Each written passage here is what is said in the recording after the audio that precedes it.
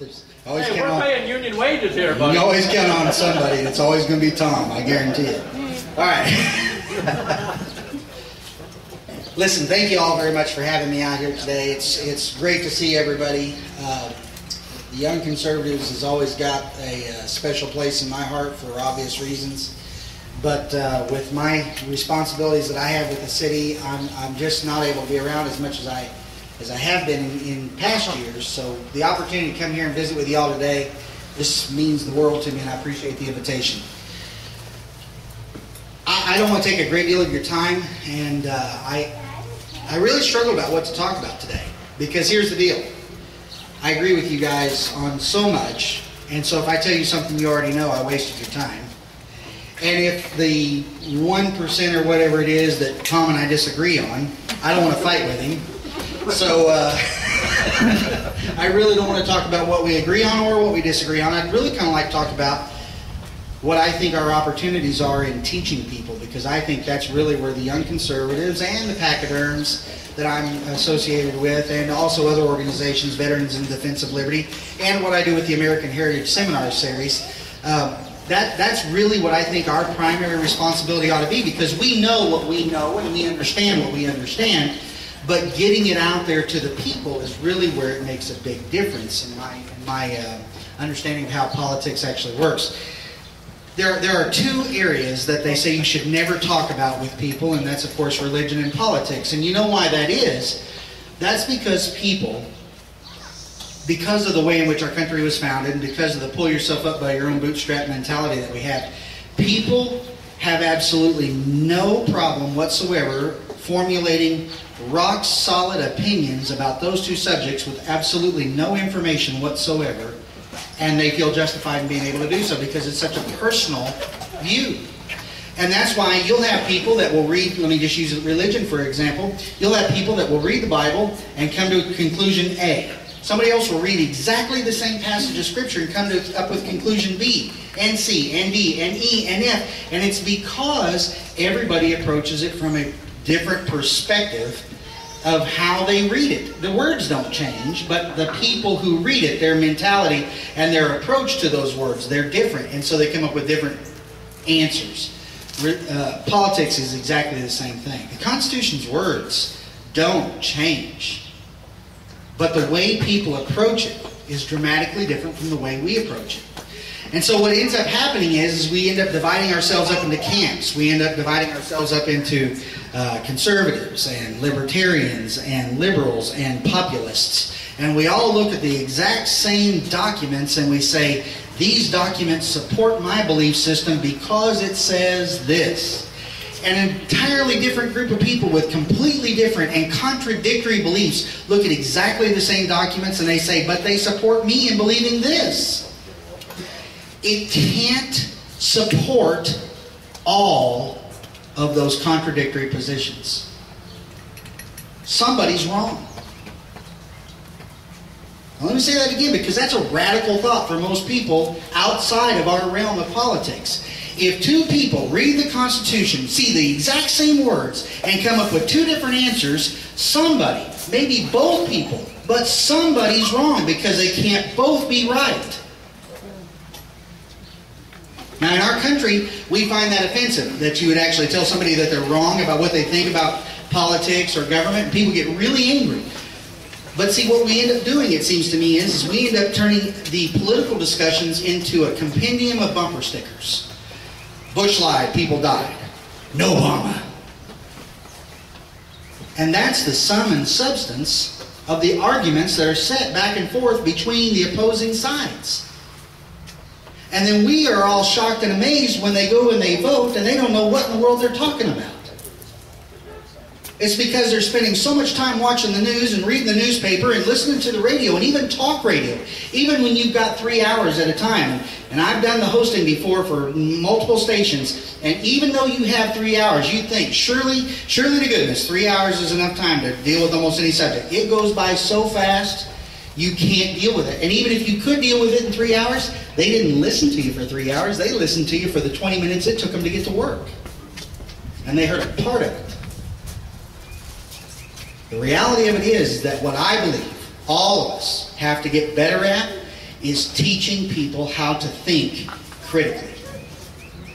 Critical thinking is not being taught in the schools of the United States of America any longer. And we have an entire 2, maybe 3 generations of people who have grown up in this country who have never been required to actually approach subject matters critically and understand them critically. Now, there are people, like Greg over here, who took speech and debate, and he learned some of this, yeah. He learned some of this, and I'm sure that you guys talked a lot about this, but the vast majority of the individuals, especially the kids that are graduating now, I know because I've seen them come into my classes, and they don't have any concept about what critical thinking is whatsoever. They can't, if it differs from their opinion, it must be wrong. But that's not critical thought. That's traditionalism. That's egocentrism. That's judging themselves by themselves, which the Bible says is not wise. Now, take John Lilly here for a second. Where to? Yeah. How far? That's right. Bobby's saying, please do. Yeah. Oh, he's got a vacuum. This is going downhill fast.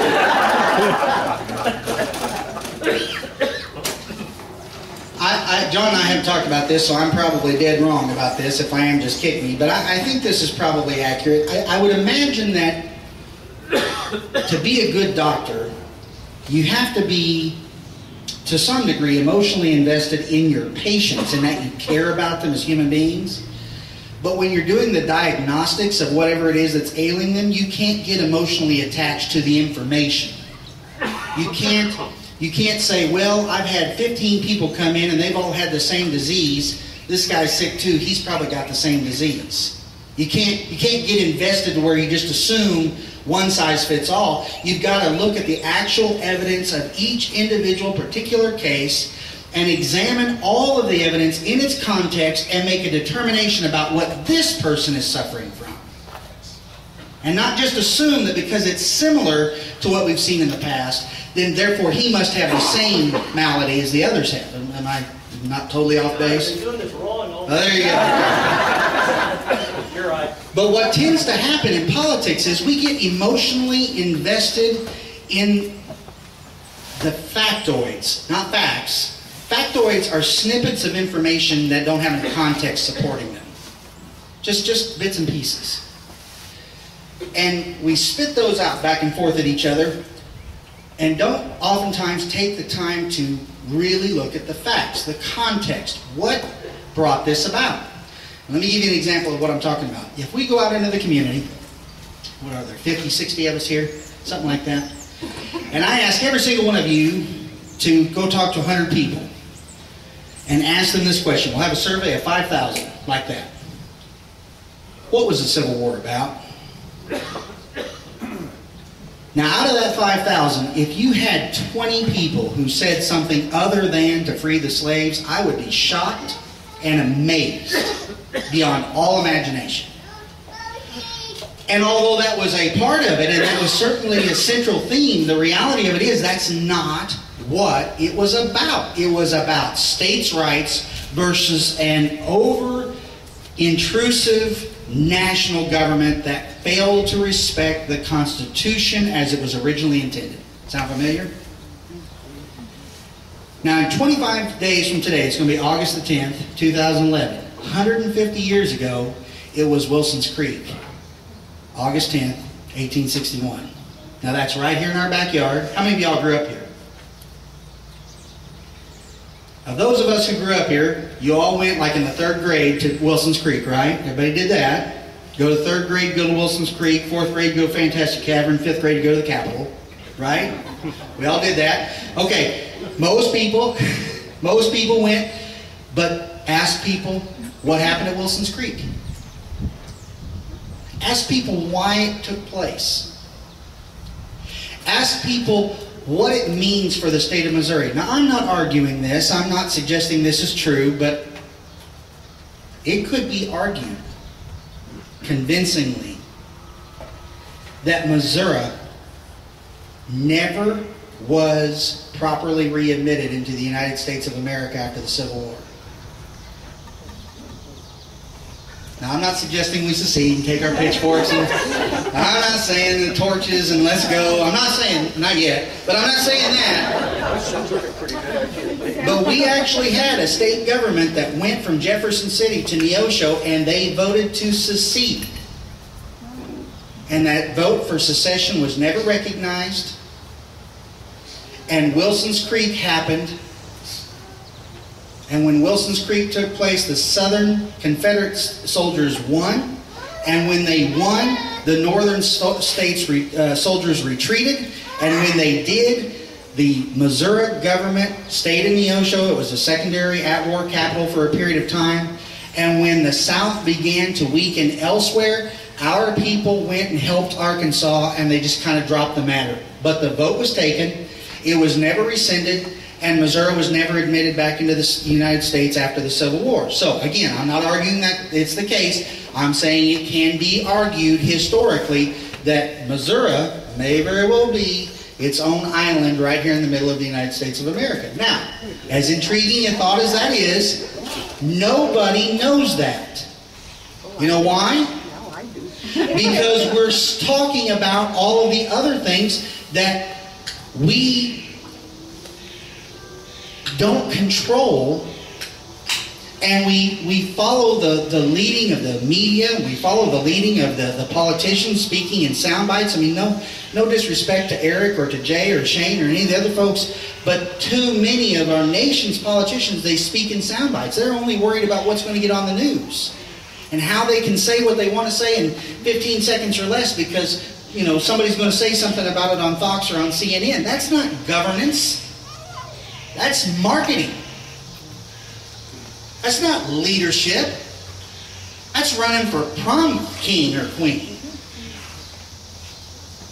And what we have is too often, too many people right here at home, right here in our community, who don't have the capacity, because we've never taught them, to be able to think critically. Let me just give you a couple other examples that have affected Missouri right here.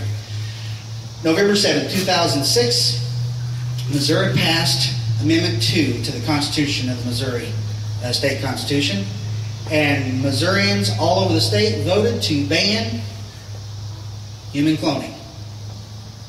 Except for that amendment defined human cloning in such a way that we didn't ban human cloning. What we did was we mandated that the state actually has to allow the practice to take place, and tax dollars, except for what the House of Representatives does. The House of Representatives has a neat little trick where they kind of defund the process because of well, I won't get into it all.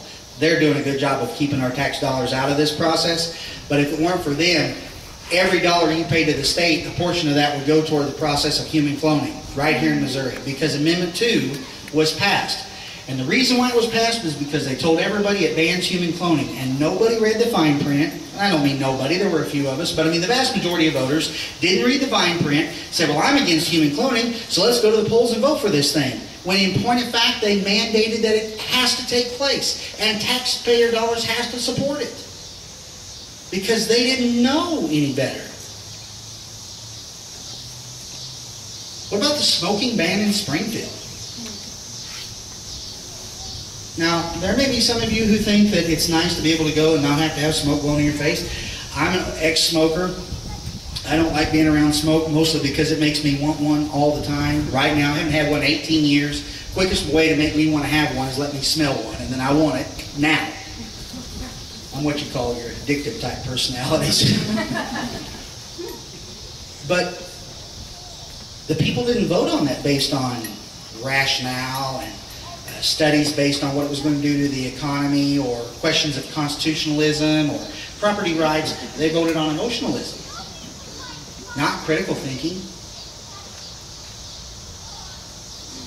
This is where Tom's going to get mad at me. I'm going to say it anyway. The budget process is a problem. And don't get me wrong.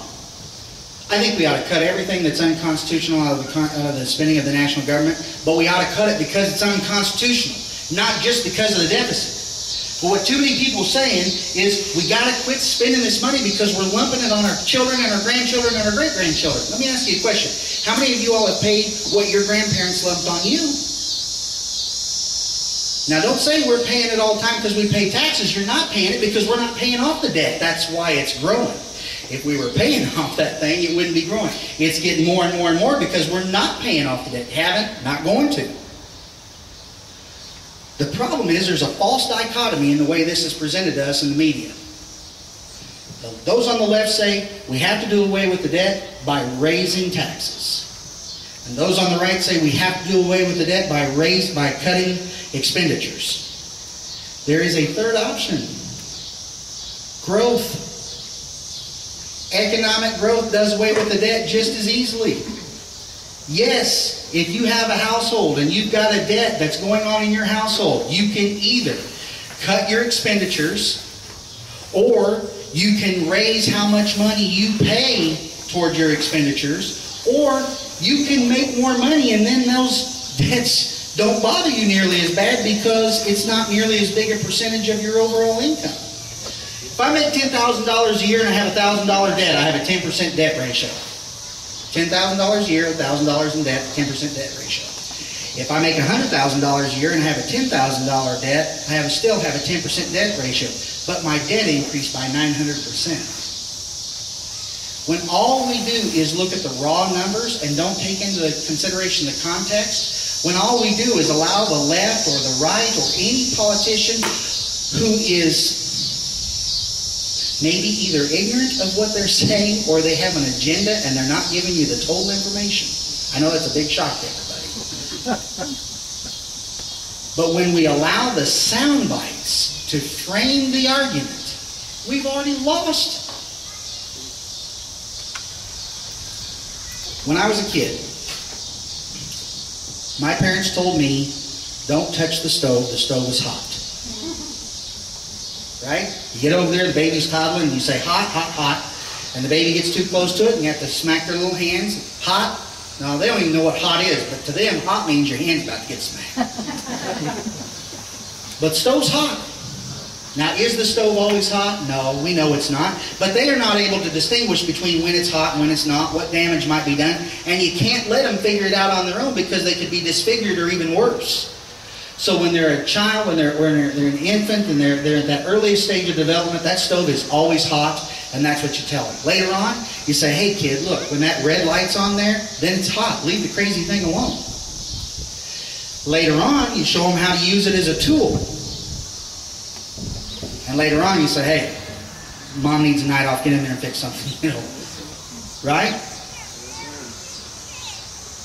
We let the politicians and the media and all of the disinterested, and by disinterested I mean they're disinterested in our welfare and they're interested in their own special interest groups, we let those people tell us continually the stove is hot. And we spend so much time arguing about whether or not the stove is really hot, we don't ever recognize the fact that there may be an entirely different, in-depth level of perception that we're missing because we're playing their game. We're jumping through their hoops.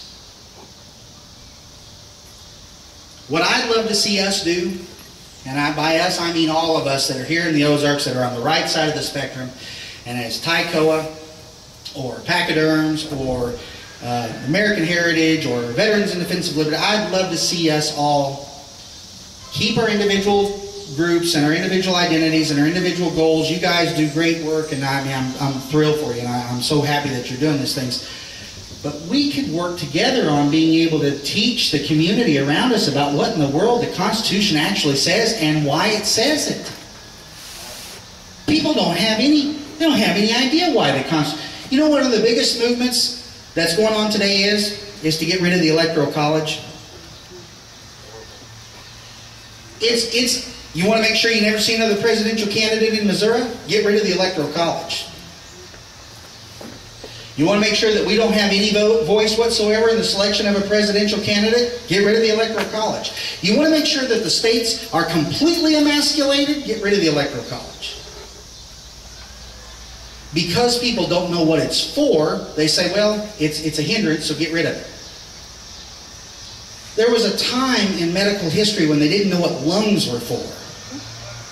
The fact they didn't know what they were for didn't mean they were useless. The fact that people don't know what in the world the Electoral College does doesn't mean it's useless. But because Schoolhouse Rock is the extent that so many people have their education and governance about, that's as far as they got, was how a bill becomes a law on Saturday afternoon in 4 minutes. And now they're voting and they're making the decisions. And they're being led around by the nose by CNN and MSNBC and NBC and CBS and ABC and yes, even Fox. And everybody has an agenda. So, what I'd like to see is, I'd like to see all of us, stand up, still fight the fight, still stand for the principles, hold fast, hold fast. But if we can't teach them the why behind the what will they do when we stop? What will they do when our generation is past? What will they be able to do when our children are the ones who have to stand up for their children's future? If they don't know the why, the what can never be secured. Critical thought, applied dispassionately to the Constitution, is the only way we can protect those liberties, rights, and freedoms that we have cherished, which were passed down by our ancestors and our forefathers. If our kids and our grandkids are more worried about who gets voted off the island than they are about who gets voted into Congress, we truly are lost. So, I know John said that this was supposed to be an inspirational message, and here's the good news. We can do this. And we can do this because we're right. Not to the right, although we are. We're correct. We're right. The Constitution does say the things that we know that it says. We can know why it says that. There is contextual history that applies to the Constitution at every level, and we can know what the founders meant when they said that Congress shall make no law. We can know what they meant when they said that these 10 amendments, this Bill of Rights, applies to the national government to protect the states from a national encroachment of overreaching power. We can know what they meant when they said there in the Declaration of Independence that all men are created equal, and that they have been endowed by their Creator with certain inalienable rights, and that among these are life, liberty, and the pursuit of happiness. We know what they meant. But we have to get past the bumper stickerization of politics and teach everybody else. And it's tough, and it takes time, and not everybody's going to be receptive, but just a few can make a dramatic difference. Because the Constitution itself was ratified by the Founding Fathers after they fought the Revolutionary War. And although I'm sure most of you know this, the supporters of the Revolution never comprised more than 35% of the overall population of the colonies. Never. 2/3 of the colonists didn't want, or at least weren't willing to put forth the effort to remove themselves from Great Britain. A motivated, dedicated, educated, determined minority formulated the greatest nation on the face of the earth. And I submit that a motivated, dedicated, educated, determined minority can save it for the next generations. Guys, I appreciate your time and attention. Thank you very much.